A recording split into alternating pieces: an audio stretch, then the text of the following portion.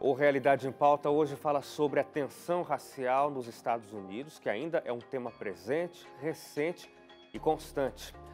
Antes de continuar a conversa aqui dentro do estúdio, a gente apresenta mais uma matéria sobre esse tema. O país de Donald Trump enfrenta novamente a necessidade de falar sobre esse assunto um ano depois do ataque covarde de um defensor da supremacia branca que atropelou dezenas de manifestantes durante um ato contra o racismo.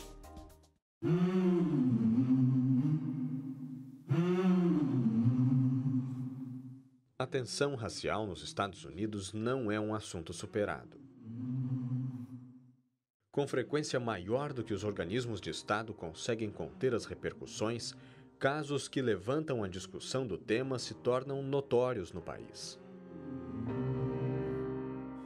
Em agosto de 2018, o assunto ganha novamente as páginas de jornais no mundo todo.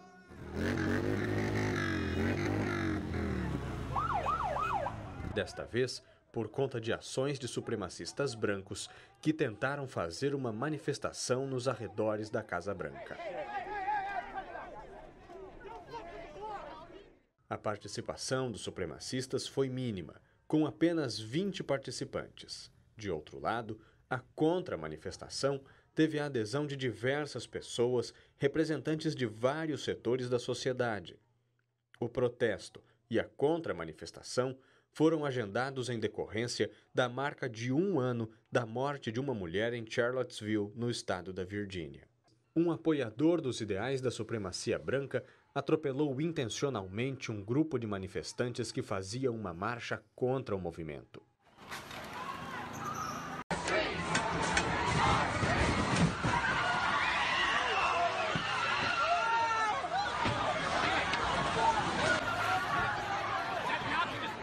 O ato deixou 19 feridos e causou a morte de Heather Heyer, que fazia parte da manifestação contra os atos racistas. Casos emblemáticos como o ocorrido em Charlottesville em 2017 se tornaram manchete e tema de debates no mundo todo em momentos recentes no país que luta batalhas alheias em nome da democracia baseada na igualdade entre todos os homens. Também em um mês de agosto, no dia 9, um jovem negro de 18 anos foi morto por disparos feitos por um policial branco. Michael Brown, de 18 anos, foi alvejado pelo policial Darren Wilson, com 28 anos na época dos fatos. Na ocasião, a morte foi tratada pela comunidade local e pela imprensa dos Estados Unidos como resultado do suposto racismo da polícia de Ferguson, quase totalmente formada por oficiais brancos contra negros, que representavam mais de 60% da população da cidade. A morte de Brown desencadeou vários dias de protestos violentos na cidade.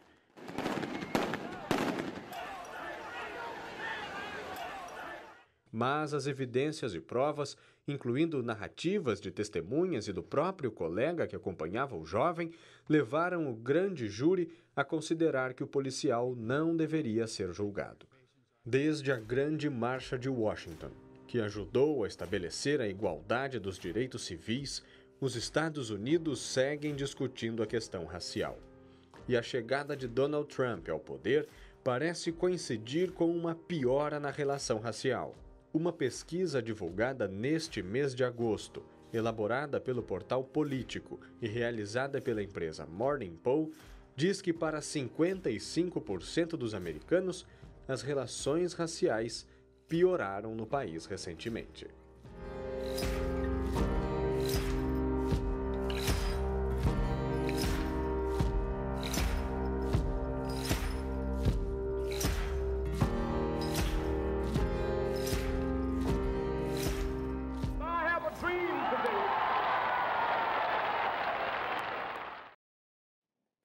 Eu volto aqui ao estúdio para continuar a conversa com o Carlos Alberto Medeiros, jornalista, estudioso dessa questão racial.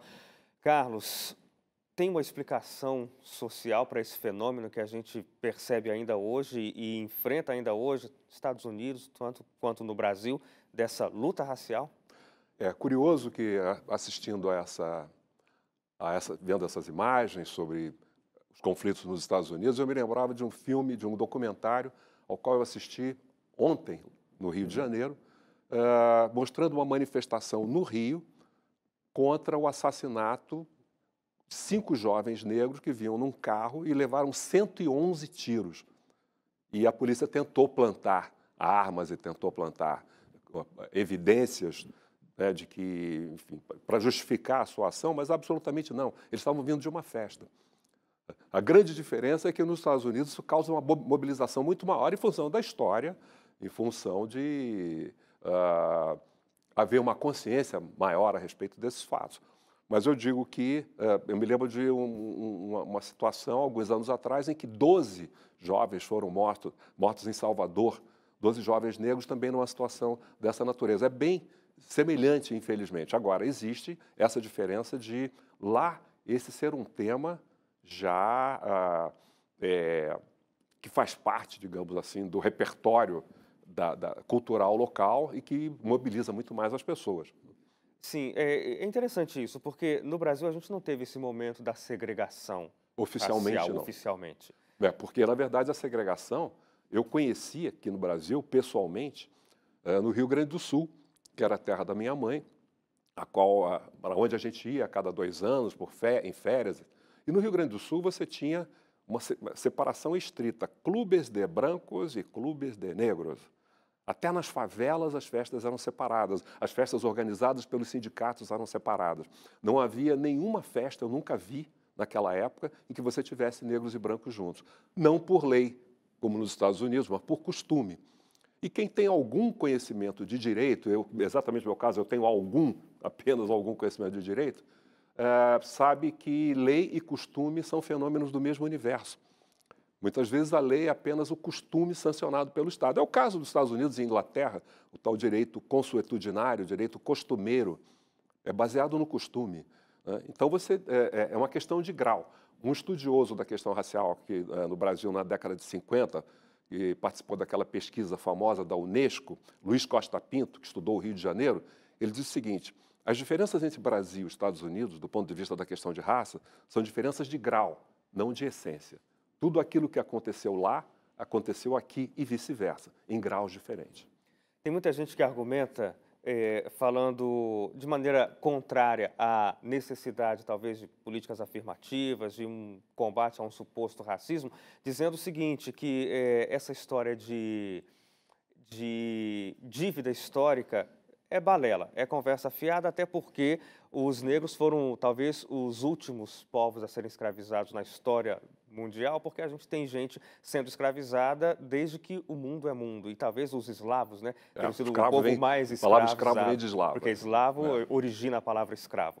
Como responder a isso? Mas nós temos uma situação presente, uma situação de desigualdade que pode ser constatada por todo tipo de estatística em relação a salários, escolaridade, rendimentos, propriedades, atendimento, o próprio atendimento médico, por exemplo, em relação às mulheres negras.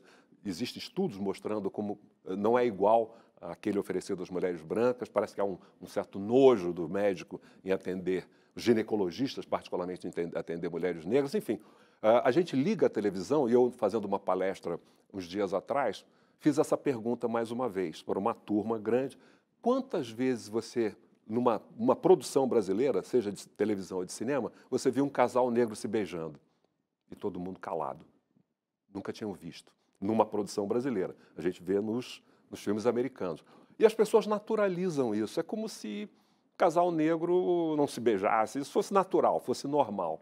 Então nós temos uma situação presente de desigualdade. Essa desigualdade afeta os negros, com certeza, prejudica os negros, sem dúvida, mas prejudica também a nação. Ela prejudica o conjunto.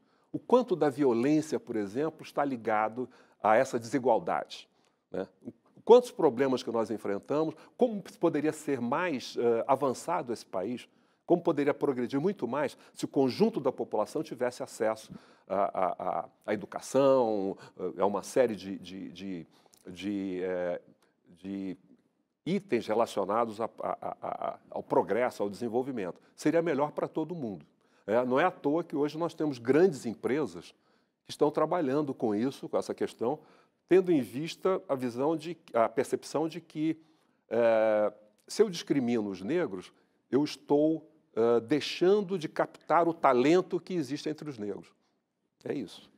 Tem solução para isso? Depois de tantos anos de discussões, de debates, qual é a solução, Carlos? Eu digo que ela parte da educação, e nós temos um instrumento fundamental para isso, que é a Lei 10.639, que inclui no currículo das escolas o estudo da cultura e da história da cultura da África e dos afrodescendentes. E eu me lembro que, anos atrás, eu pesquisei e produzi um audiovisual, aquela coisa antiga ainda com um carrossel e uma fita cassete acompanhando, que era sobre as civilizações do Sudão Ocidental, o Reino de Gana, o Império do Mali e o Império de Songhai.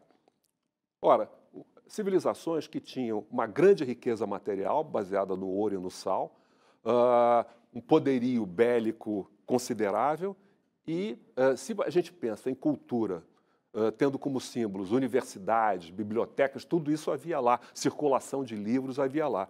E o homem mais rico da história, segundo os cientistas concluíram recentemente, foi o imperador Mansa Musa, do Mali, cuja fortuna atualizada hoje daria em mais de 500 bilhões de dólares. Ora, isso não é interessante a gente saber? Isso não mexe com a cabeça das pessoas? É claro. Então, nós temos esse instrumento que deve ser usado. Eu creio que a mídia também tem uma grande responsabilidade nisso. Um programa como esse, por exemplo, está fazendo as pessoas pensarem a respeito desses temas, reverem as suas próprias posições. Como alguém disse, não basta não ser racista, é preciso ser antirracista também. Então, é preciso que as pessoas se mobilizem para perceberem essas questões e atuarem. E atuar não significa ir para a rua. Pode ser com a sua família, pode ser com o seu círculo de relações, pode ser na sua escola. Perceber, denunciar. Carlos, eu agradeço muito pela sua companhia com a gente aqui. Muito obrigado. Eu agradeço a oportunidade. Foi um prazer receber você aqui. O Realidade em Pauta de hoje fica por aqui. Você pode rever nossa conversa, nossos programas sempre lá no site novotempo.com/jornalismo. Espero você no próximo programa. Até lá.